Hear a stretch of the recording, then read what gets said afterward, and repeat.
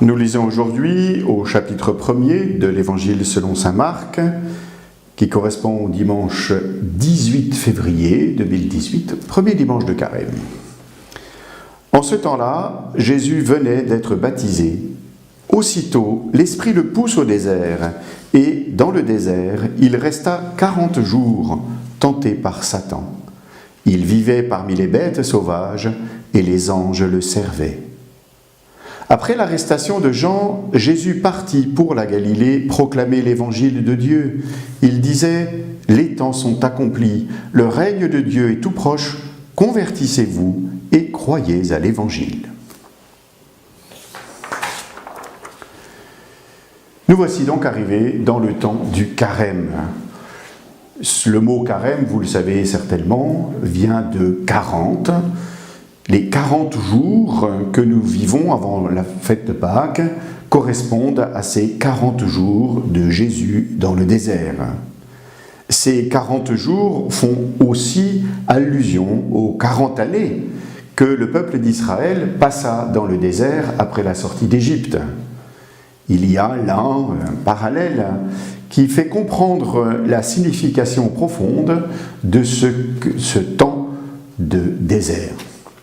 Le désert est en effet d'abord un lieu de solitude, mais aussi, curieusement, un lieu de plénitude.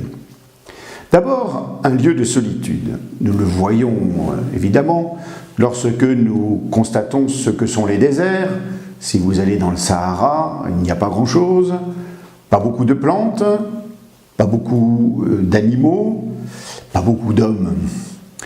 C'est le lieu où l'on est contraint à abandonner tout confort, que l'on soit sédentaire ou itinérant.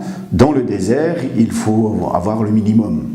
Bien sûr, il y a heureusement dans le désert des points d'eau, des oasis, où l'on peut se mettre un peu plus à l'abri des dangers, mais tout de même, parce que c'est le soleil qui tape et le froid la nuit qui vient transir les corps, c'est la rudesse des éléments lorsqu'il y a les tempêtes, c'est donc l'abandon de ce qui fait la vie humaine ordinaire. Le désert est aussi un lieu où se passent des mirages, nous le savons. Il y a dans le désert des illusions d'optique qui font qu'on peut croire qu'il y a de l'eau qui est sous le soleil alors qu'en fait il n'y a rien. C'est aussi le lieu des tentations, justement parce que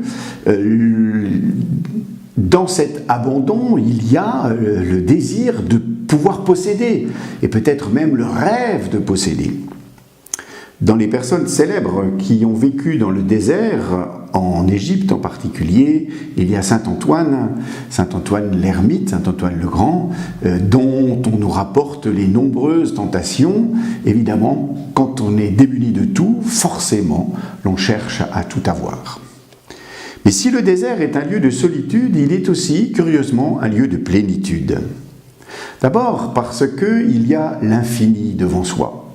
Celui qui s'arrête dans le désert et qui contemple l'immensité du paysage et l'immensité du ciel est du coup amené à rencontrer l'absolu. Je ne sais pas si vous avez lu ce livre d'Éric Emmanuel Schmitt, La nuée de feu, où il raconte sa conversion justement dans le désert, alors qu'il était presque perdu, et comment tout à coup il a expérimenté la présence de Dieu devant la grandeur, de la beauté de ce qu'il voyait sous ses yeux. En fait, le désert entraîne à la contemplation. Il y a le même phénomène lorsque vous vous trouvez en montagne ou au bord de la mer, devant cette immensité. L'immensité devant soi entraîne à reconnaître celui qui est immense, Dieu même, qui est à la source de toute vie, à la source de la création. Le carême, vous le disais-je, est ce temps où nous allons entrer, nous aussi, au désert, Avec le Christ, nous allons vivre ce temps du désert et nous allons bénéficier ainsi à la fois de la solitude et de la plénitude.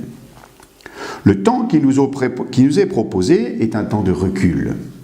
Un temps de recul par rapport à nos activités ordinaires, un temps de recul par rapport à ce qui nous obnubile parfois, un temps d'abandon.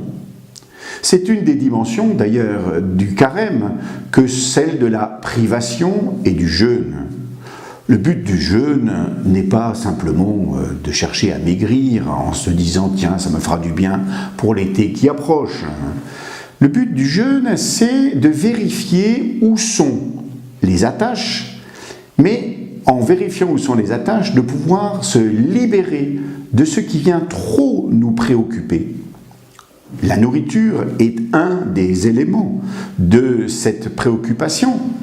Il nous faut tout de même manger.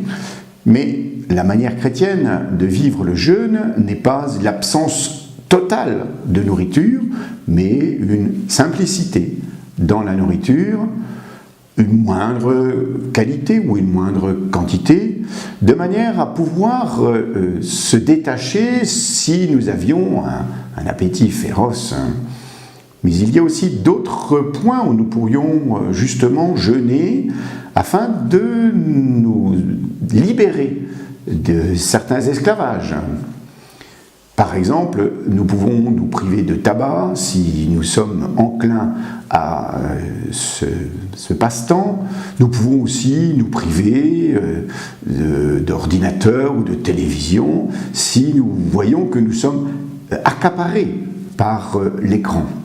Ça, c'est une manière en fait de prendre du recul pour vérifier notre vraie liberté.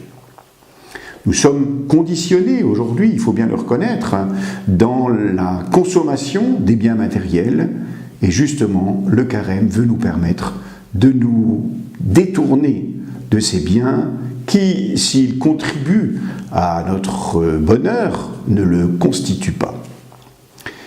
Le carême est un temps de recul, mais aussi un temps de ressourcement. En fait, il s'agit, en nous prenant ce recul par rapport à ce qui nous accapare, de savoir nous replacer dans l'essentiel. Qu'est-ce qui vient combler profondément notre vie? Et en recherchant l'essentiel, à trouver le véritable épanouissement. Je vous le disais, bien souvent, les refrains que nous entendons, les tentations qui nous assaillent, tournent autour des biens matériels. Et nous pensons qu'il suffit de posséder pour être heureux. Mais cette expérience est faite de constater que la possession ne suffit pas. C'est vrai qu'il vaut mieux être riche et bien portant que pauvre et mal fichu. Mais même celui qui est le plus riche possible peut s'avérer d'une grande pauvreté dans certaines dimensions. Et le carême nous permet alors de prendre le temps de vivre la vraie richesse. Or, la vraie richesse, elle est dans la rencontre. La rencontre avec Dieu, et c'est la prière. La rencontre avec nos frères, et c'est le partage. Ce sont les deux autres dimensions de la vie du carême. Prendre le temps de la prière, c'est nous laisser petit à petit habiter par le cœur à cœur avec Dieu.